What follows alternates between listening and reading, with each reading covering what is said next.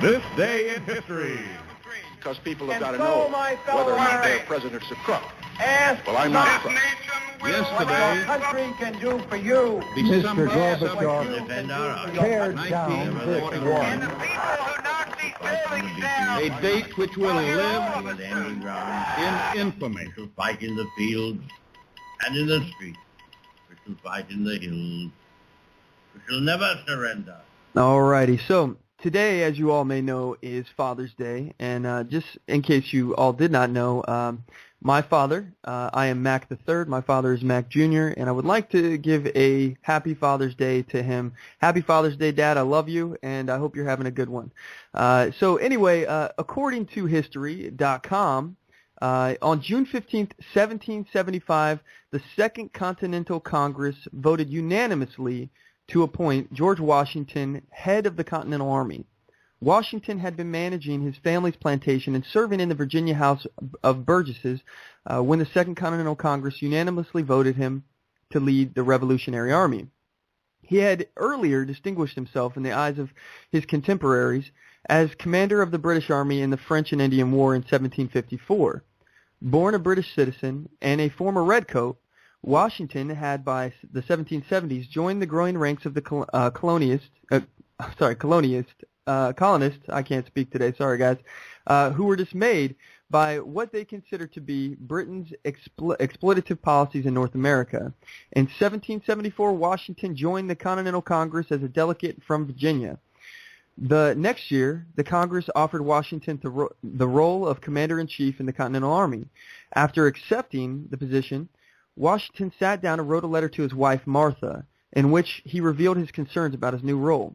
He admitted to his dear Patsy, that's what he referred to his wife as, that he had not sought the post, but felt it was utterly out of my power to refuse this appointment without exposing my character to such censures as would be reflected dishonor upon myself and given pain to my friends.